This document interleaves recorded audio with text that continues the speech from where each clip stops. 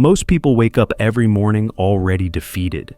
Before their feet even touch the floor, they check their phone, and someone's opinion ruins their mood. They drink their coffee and remember yesterday's argument. They step outside, and suddenly everyone else's energy becomes their problem. But what if I told you that you've been programmed to live this way? Programmed to be a sponge for other people's chaos. Programmed to react to everything and everyone around you like a puppet, whose strings are held by strangers. Carl Jung discovered something about the human psyche that most people will live their entire lives without understanding. And once you see it, you can't unsee it. Once you understand it, you become untouchable. Not because the world changes, but because you do. Here's what's really happening. Every time someone affects you, every single time you feel that knot in your stomach, that anger rising, that sadness creeping in, it's not them doing it to you. It's you doing it to yourself. Jung called this participation mystique, the unconscious identification with external objects and people. You think you're separate from the world, but you're not. You're psychologically merged with it, bleeding into everything and everyone around you. And that's why a stranger's bad mood can ruin your day. That's why someone's opinion can keep you up at night. That's why you carry other people's emotions like they're your own. But here's the brutal truth that Jung understood. You are not your reactions. You are not your emotions. You are not even your thoughts. You are the consciousness behind all of it, the observer, the witness, the one who remains when everything else falls away. And the moment you realize this, the moment you truly understand that you are not what happens to you, but how you relate to what happens to you, everything shifts, the game changes, the spell breaks. Think about it. When someone insults you, where does the pain actually exist? Not in their words. Those are just sound waves vibrating through air. The pain exists in your interpretation, in the meaning you give those sounds, in the story you tell yourself about what those sounds mean about you. And here's where it gets interesting. That story was written long before this moment. It was written in your childhood, in your past experiences, in the wounds you carry that haven't healed. Jung said, "Until you make the unconscious conscious, it will direct your life and you will call it fate." And this is exactly what's happening when you let others affect you. You're not reacting to them. You're reacting to your own unconscious material. Let me paint you a picture. Two people sitting in traffic. One is furious, pounding the steering wheel, cursing the world. The other is calm, maybe even grateful for a moment of stillness. Same traffic, same delay, same external situation, completely different internal experience. Why? Because one is identified with the situation, believes the traffic is happening to them personally, and the other has created space between themselves and the experience, knows that traffic just is. Neither good nor bad, just is.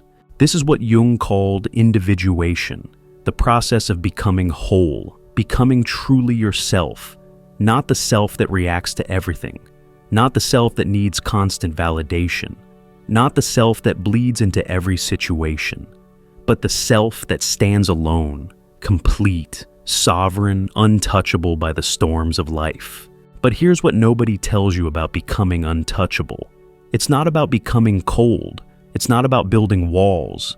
It's not about not caring. It's about something much more profound. It's about recognizing that everything you think is affecting you is actually revealing you. When someone triggers you, they're showing you where you're not free. When a situation disturbs your peace, it's pointing to where you're still attached. When an opinion matters too much, it's revealing where you're still seeking external validation. These aren't attacks, they're invitations. Invitations to look deeper, to heal what's unhealed, to integrate what's been rejected, to become conscious of what's been unconscious. Jung understood that most people live in a state of psychological slavery, enslaved to their reactions, enslaved to others' opinions, enslaved to external circumstances. And they call this normal. They think this is just how life is, but it's not. It's a choice, an unconscious choice, but a choice nonetheless. And the moment you make it conscious, the moment you realize you've been choosing to give your power away, you can choose differently. Here's something that will change how you see everything. The world is neutral. Completely neutral. It has no inherent meaning, no built-in significance. It just is. The meaning comes from you. The significance is your creation. The emotional charge is your contribution. This isn't philosophy. This is psychology. This is how your mind actually works. Every single experience passes through your perceptual filters, through your beliefs, through your past experiences, through your unconscious material, and comes out colored by you. So, when you say someone made you angry, you're lying to yourself. When you say a situation stressed you out, you're avoiding responsibility. When you say you can't help how you feel, you're choosing to remain unconscious. Because the truth is, nobody can make you feel anything without your permission. Nothing can affect you without your participation. And I know what you're thinking. But what about real threats? What about genuine dangers? What about actual harm? And yes, Jung wasn't naive. He understood that the physical world exists, that real dangers exist. But he also understood that 99% of what disturbs us isn't physical danger. It's psychological projection. We're not running from tigers anymore. We're running from opinions. We're not fighting for survival. We're fighting for validation. We're not protecting our lives. We're protecting our egos. And the ego, that's where all the suffering lives. Jung saw the ego as necessary but limited. Necessary for navigating the world, but limited in its perspective. The ego takes everything personally, sees everything as about me, interprets everything through the lens of how does this affect my image, my status, my comfort, my desires. But you are not your ego. You are so much more than your ego. You are the totality of your psyche. Conscious and unconscious, personal and collective, individual and universal. And when you start to experience yourself from this larger perspective, when you start to identify with your whole self rather than just your ego, suddenly the things that used to devastate you become insignificant. The opinions that used to matter become background noise. The situations that used to control you become just experiences passing through. This is what Jung meant when he talked about the self with a capital S. Not the small self that gets offended and hurt and angry, but the large self that contains all possibilities, all potentials, all aspects of who you are. The self that can hold paradox, that can contain contradiction, that can embrace both light and shadow without being torn apart. This self is already untouchable, already whole, already complete. It's not something you need to create. It's something you need to uncover. But here's the challenge. Uncovering it requires courage, because it means facing everything you've been avoiding. It means looking at your shadow, those parts of yourself you've rejected, denied, pushed into unconsciousness. It means admitting that the things that trigger you most in others are often the things you refuse to see in yourself. It means taking radical responsibility for your inner life, for your reactions, for your emotions, for your thoughts. Jung said, "Everything that irritates us about others can lead us to an understanding of ourselves. But most people don't want understanding. They want comfort. They want to keep blaming others, keep playing victim, keep pretending that life is happening to them rather than through them. And that's fine. That's their choice. But if you're still listening, if you're still here, it's because some part of you knows there's another way. Some part of you is ready to reclaim your power, ready to become untouchable, not through force, but through consciousness." Let me tell you what happens when you start this journey. When you begin to create space between yourself and your reactions, first, people will test you. Unconsciously, they'll push your buttons harder because your non-reaction disturbs them. It mirrors back their own reactivity, makes them uncomfortable with their own lack of control. But if you stay steady, if you remain centered, something shifts. They either rise to meet you or they fall away. And both are perfect. Both are exactly what needs to happen. Because here's another truth Jung understood. You can't save anyone. You can't wake anyone up. You can't force anyone to become conscious. All you can do is work on yourself. become more conscious, more integrated, more whole. And by doing so, you become a living invitation for others to do the same. Not through preaching, not through teaching, but through being, through embodying a different way of existing in the world. This is the paradox of becoming untouchable. The more you let go of needing to control others' reactions to you, the more influential you become. The less you need external validation, the more internally validated you feel.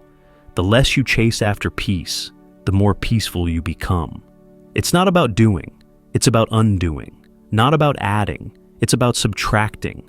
Not about becoming, it's about remembering who you always were beneath the conditioning, beneath the programming, beneath the reactions. Jung spent his entire life exploring the depths of the human psyche. And what he found there wasn't darkness, it was potential. Infinite potential for growth, for transformation, for becoming who we truly are. But this potential remains dormant as long as we stay identified with our reactions, as long as we keep giving our power away to every person, every situation, every passing mood that crosses our path. So here's my question to you. How much longer will you let the world affect you? How much longer will you dance to everyone else's tune? How much longer will you pretend that you don't have a choice? Because you do have a choice. You've always had a choice. The choice to wake up, the choice to become conscious, the choice to stop letting external circumstances determine your internal state. This isn't about perfection. Nobody's asking you to never feel anything again. Feelings are part of being human. Emotions are natural. Reactions happen. But suffering is optional. Suffering comes from resistance, from identification, from taking it all so personally, from forgetting who you really are beneath it all. Jung knew that the journey to becoming untouchable wasn't a destination. It was a process, a lifelong process of becoming more conscious, more aware, more present to what's actually happening versus what we think is happening. And every moment offers a new opportunity to practice. Every trigger, a new chance to choose differently. Every reaction, a new invitation to pause and ask, is this really about them or is this about me? Because once you start asking that question, once you start taking responsibility for your inner life, everything changes. You stop being a victim of circumstances and start being a creator of experience. You stop waiting for the world to be different and start being different in the world. You stop hoping others will change and start embodying the change you wish to see. And here's the beautiful thing about this journey. It's not lonely. It's not isolating. It's the most connected you'll ever feel. Because when you stop needing others to be different, when you stop requiring the world to accommodate your preferences, when you stop demanding that life meet your expectations, you finally have space to actually see others, to actually experience life, to actually be present to what is, rather than lost in stories about what should be. This is what Jung called active imagination, the ability to consciously engage with your inner world, to dialogue with your reactions, to understand your triggers, to integrate your shadow. And when you develop this capacity, when you become familiar with your own depths, nothing out there can surprise you anymore. Nothing can catch you off guard, because you've already met it all inside yourself. The anger you see in others, you found it in yourself. The fear you judge in others, you've faced it in yourself. The weakness you despise in others, you've accepted it in yourself. And from this place of integration, of wholeness, of self-knowledge, you become truly untouchable. Not because you're above it all, but because you're no longer below anything. You see, most people think strength is about resistance, about fighting against, about standing firm. But Jung understood that real strength is about flow, about integration, about including rather than excluding. The tree that survives the storm isn't the rigid one, it's the flexible one. The water that shapes the rock isn't the one that fights, it's the one that flows. And you, when you stop fighting your reactions and start understanding them, you become like water, powerful precisely because you don't resist. This changes everything about how you move through the world. Instead of bracing for impact, you learn to dance with what comes. Instead of armoring against hurt, you develop resilience through acceptance. Instead of closing off, you open up, but from a place of choice, not compulsion. You choose when to engage and when to observe, when to speak and when to remain silent, when to act and when to wait. And people will notice this change in you. Some will be attracted to your peace, drawn to your stability, inspired by your presence. Others will be threatened by it, disturbed by your non-reactivity, challenged by your refusal to play the old games. And both responses are perfect. Both tell you more about them than about you. Both are opportunities to practice staying centered in yourself, because that's what this is really about. Learning to stay home in yourself while moving through the world. Learning to maintain your center while everything spins around you. Learning to be the eye of the storm, calm, clear, present, while chaos swirls in every direction. This isn't spiritual bypassing. This isn't emotional suppression. This is conscious choice, moment by moment, breath by breath. Jung said, "The privilege of a lifetime is to become who you truly are." But most people never claim this privilege. They stay who they were told to be, who they had to be to survive, who they think others want them to be. And they wonder why they feel affected by everything, why they're so reactive, so sensitive, so easily disturbed. It's because they're not living from their center. They're living from their edges, constantly bumping into others, constantly getting scraped by life. But when you pull your energy back to your center, when you stop spreading yourself thin, trying to manage everyone else's emotions, when you stop bleeding into every situation you encounter, something changes. You find a stability that external circumstances can't shake.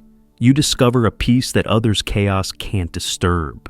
You access a power that doesn't need to prove itself. This is what becomes possible when you take Jung's insights seriously. When you stop treating psychology as theory and start living it as practice. When you stop reading about consciousness and start embodying it.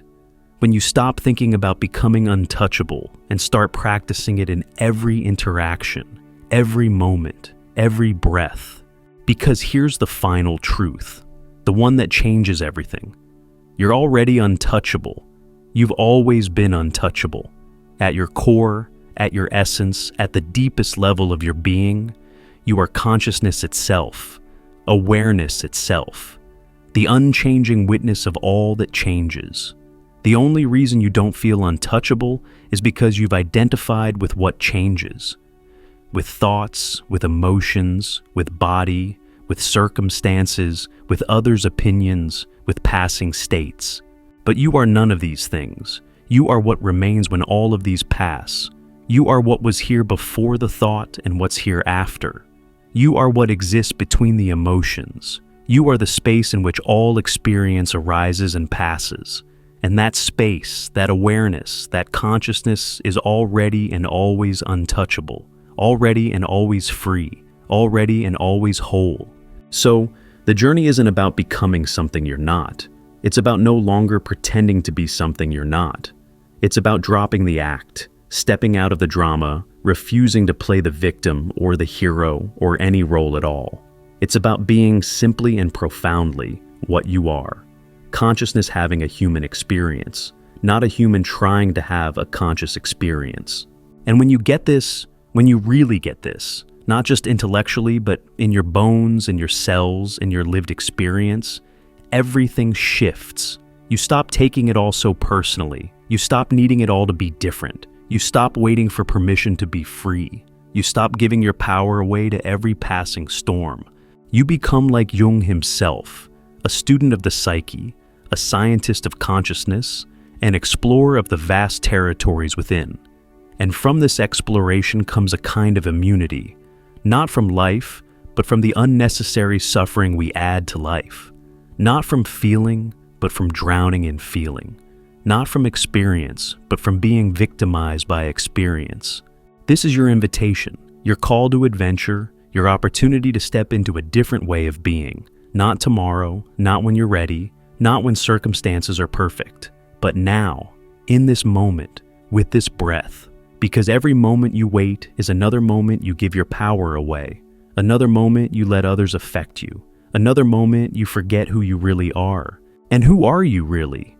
You are the one who watches, the one who remains, the one who can observe the storm without becoming it. You are already untouchable, already free, already whole. The only question is, will you remember? Will you choose? Will you finally stop letting the world convince you otherwise?